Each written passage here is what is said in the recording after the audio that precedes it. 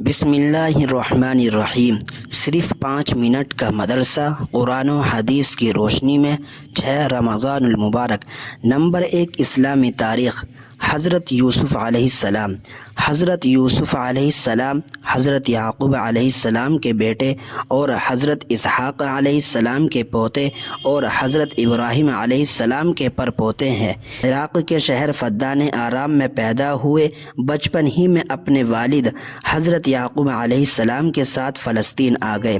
حضرت یوسف اور حضرت بنیامین دونوں ایک ہی ماں سے تھے، باقی 10 بڑے بھائی دوسری ماں سے تھے۔ باپ کے دل میں حضرت یوسف اور بنیامین کی شفقت و محبت زیادہ تھی، جس کی وجہ سے سوتیلے بھائیوں کو حسد ہو گیا۔ انہوں نے سازش کر کے حضرت یوسف کو ایک کنویں میں ڈال دیا۔ اردن سے آنے والے ایک قافلے نے انہیں کنویں سے نکال کر مصر کے بازار میں عزیز مصر کے ہاتھ چند درہم کے بدلے میں بیچ دیا اور شاہی محل میں پرورش پائی۔ عزیز مصر کی بیوی نے الزام لگا کر آپ کو جیل بھیج دیا، جہاں تقریباً 900 سال گزارے۔ بادشاہ نے ایک خواب دیکھا تھا جس کی صحیح تعبیر بتانے اور قحط سالی میں حکومت چلانے کی تدبیر سے وہ بہت خوش ہوا اور آپ کو مصر کا بادشاہ بنا دیا۔ تقریباً 80 سال تک عدل و انصاف کے ساتھ مصر پر حکومت کرتے رہے۔ وہاں کے لوگ آپ کی نبوت پر ایمان لائے اور ان کو اعلیٰ درجے کا منتظم اور مدبر تسلیم کیا۔ 110 سال کی عمر میں انتقال فرمایا۔ اللہ نے تفصیل کے ساتھ سورہ یوسف میں ان کا ذکر فرمایا ہے۔ نمبر 2، حضور صلی اللہ علیہ وسلم کا معجزہ، چاند کے 2 ٹکڑے ہو جانا۔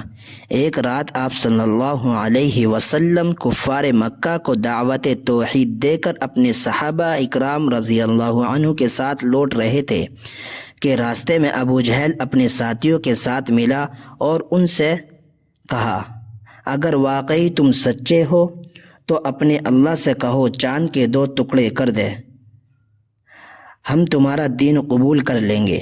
آپ صلی اللہ علیہ وسلم نے چاند کی طرف دیکھا، چاند 2 ٹکڑے ہو گیا۔ پھر چند لمحوں کے بعد دونوں ٹکڑے مل گئے۔ اس پر ابو جہل فوراً بولا، اے محمد، واقعی تم جادوگر ہو، تم نے ہماری آنکھ پر جادو کر دیا ہے۔ نمبر 3، ایک فرض کے بارے میں، وارثین کے درمیان مال وراثت تقسیم کرنا۔ رسول اللہ صلی اللہ علیہ وسلم نے فرمایا، مال وراثت کو کتاب اللہ کے حکم کے مطابق حق والوں کے درمیان تقسیم کرو۔ فائدہ: اگر کسی کا انتقال ہو جائے اور اس نے مال چھوڑا ہو تو اس کو تمام حق والوں کے درمیان تقسیم کرنا واجب ہے۔ بغیر کسی شرعی وجہ کے کسی وارث کو محروم کرنا یا اللہ تعالیٰ کے بنائے ہوئے حصے سے کم دینا جائز نہیں ہے۔ نمبر 4، ایک سنت کے بارے میں، دوسروں کے یہاں افطار کی دعا۔ رسول اللہ صلی اللہ علیہ وسلم جب کسی کے یہاں افطار کرتے تو یہ دعا پڑھتے تھے، افطر عندکم الصائمون واکل طعامکم الابرار وصلت علیکم الملائکۃ۔ نمبر 5، ایک اہم عمل کی فضیلت، ماہ رمضان میں عبادت کا انعام۔ رسول اللہ صلی اللہ علیہ وسلم نے رمضان المبارک کی فضیلت بیان کرتے ہوئے فرمایا، جو شخص رمضان میں ایمان کی حالت میں ثواب کی نیت سے عبادت کرنے کے لیے کھڑا ہو تو وہ گناہوں سے اس طرح پاک ہو جاتا ہے جس طرح اس کی ماں نے اس کو جنا تھا۔ نمبر 6، ایک گناہ کے بارے میں، یتیموں کا مال کھانا۔ قرآن میں اللہ تعالیٰ فرماتا ہے، جو لوگ یتیموں کا مال ناحق کھاتے ہیں وہ لوگ اپنے پیٹوں میں آگ ہی بھر رہے ہیں اور یہ لوگ عنقریب آگ میں داخل ہوں گے۔ نمبر 7، دنیا کے بارے میں، دنیا کا فائدہ وقتی ہے۔ قرآن میں اللہ تعالیٰ فرماتا ہے، اے لوگو، تمہاری نافرمانی اور بغاوت کا وبال تم ہی پر پڑنے والا ہے۔ دنیا کی زندگی کے سامان سے تھوڑا فائدہ اٹھا لو، پھر تم کو ہماری طرف واپس آنا ہے تو ہم ان سب کاموں کی حقیقت سے تم کو آگاہ کر دیں گے جو تم کیا کرتے تھے۔ نمبر 8، آخرت کے بارے میں دوزخیوں کا سب سے ہلکا عذاب۔ رسول اللہ صلی اللہ علیہ وسلم نے فرمایا، اہل دوزخ میں سب سے ہلکا عذاب اس شخص کو ہوگا جس کی دونوں جوتیاں اور اس کی ڈوریاں آگ کی ہوں گی، جس کی وجہ سے اس کا دماغ ہانڈی کی طرح کھولتا ہوگا۔